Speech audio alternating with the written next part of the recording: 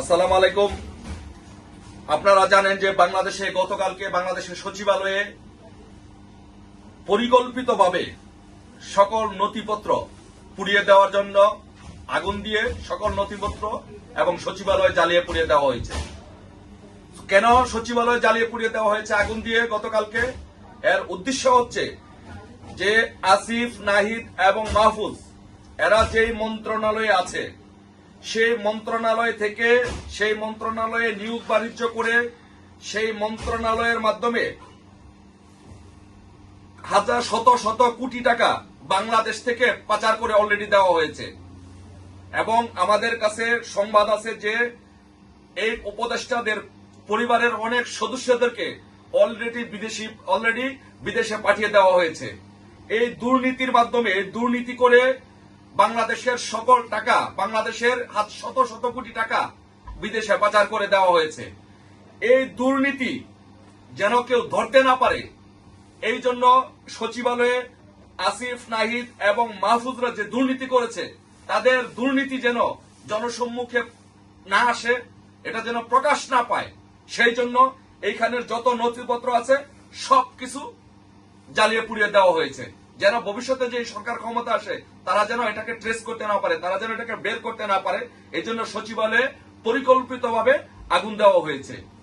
আর এই সচিবালয়ে আগুন দেওয়ার ফলে যেটি হচ্ছে যে সারা বাংলাদেশে সচিবালয়ে আগুন, মানুষ হত্যা, মানুষ খুন, মানুষের বাড়িঘরে অগ্নিসংযোগ, লুট, চাঁদাবাজি, ব্যবসা প্রতিষ্ঠানে হামলা, গার্মেন্টসে হামলা, গার্মেন্টসে আগুন, এইগুলোর কারণে বাংলাদেশে যে একটা অস্থিতিশীল পরিস্থিতি বিরাজ করছে, সেই জন্য বিডিআর এর মধ্যে, সেনাবাহিনীর মধ্যে এবং প্রশাসনের মধ্যে একটি অস্থিরতা বিরাজ করছে। এই বিডিআর এর মধ্যে, প্রশাসনের মধ্যে এবং সেনাবাহিনীর মধ্যে যে কোনো মুহূর্তে বিদ্রোহ হতে পারে। বিশেষ করে বাংলাদেশ সেনাবাহিনীর মধ্যে সেনাবাহিনীর অফিসাররা বিশেষ করে বেরি সংক্ষুব্ধ এবং তারা বিদ্রোহী হয়ে উঠছে। কারণ বাংলাদেশ সেনাবাহিনীর একটি সুনাম আছে, সুনামের সহিত বাংলাদেশ সেনাবাহিনী দায়িত্ব পালন করছে। কিন্তু ইনুস যখন অবৈধভাবে আদেশ নির্দেশ দিয়ে এই অন্যায় অবিচারগুলো করাচ্ছে, মানুষকে খুন করাচ্ছে, নির্বিচারে মানুষের উপরে হামলা করাচ্ছে, এই জন্য সেনাবাহিনীর যারা দক্ষ এবং সৎ অফিসার তারা ইনুসের এই অবৈধ আদেশ নির্দেশ মানতে নারাজ।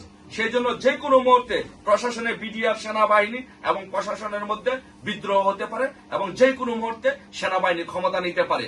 তো আমরা দেশপ্রিয় শান্তিপ্রিয় সেনাবাহিনীকে আমরা আহ্বান করব, বাংলাদেশে যে পরিস্থিতি বিরাজ করছে সেই পরিস্থিতিতে আপনারা ইনুসের কাছ থেকে, সুৎখোর মহাজন ইনুস ভঙ্গের কাছ থেকে এই দেশকে রক্ষা করতে হলে আপনাদেরকে ক্ষমতা নিতে হবে।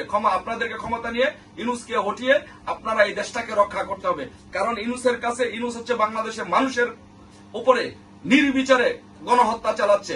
অন্তঃসত্ত্বা মহিলা থেকে নিয়ে বাংলাদেশের যেভাবে মানুষের উপরে হামলা করছে, মানুষের উপরে অত্যাচার নির্যাতন করছে, এটা বাংলাদেশের ইতিহাসে, পৃথিবীর ইতিহাসে এরকম মানবাধিকার আর কোনো লঙ্ঘন হয়নি। তারপরে বাংলাদেশ 1971 সালের পর থেকে এই পর্যন্ত যেইভাবে এখন এই ইনুসের, সুৎখোর মহাজন ইনুসের আমলে যেভাবে মৌলবাদীরা মাথাচাড়া দিয়ে উঠেছে, এটি একটি বাংলাদেশে আফগানিস্তানের মতো একটি রাষ্ট্র হওয়ার মতো একটি অবস্থা হয়েছে। তাই বাংলাদেশকে আফগানিস্তানের মতো দেশ থেকে রক্ষা করতে হলে, বাংলাদেশকে পাকিস্তানের মতো একটি জঙ্গিবাদী দেশ থেকে রক্ষা করতে হলে, বাংলাদেশকে রক্ষা করতে হলে বাংলাদেশ সেনাবাহিনীকে, আদর্শিক সেনাবাহিনীকে আমি মনে করি এখনই এগিয়ে আসতে হবে। আশা করি বাংলাদেশ সেনাবাহিনী আমাদের দেশকে রক্ষা করবে, দেশকে রক্ষা করে এই ইনুস বাহিনীকে বাংলাদেশ থেকে পরাজিত করবে। সবাই ভালো থাকবেন, সবার সুস্বাস্থ্য কামনা করছি। ধন্যবাদ। জয় বাংলা, জয় বঙ্গবন্ধু।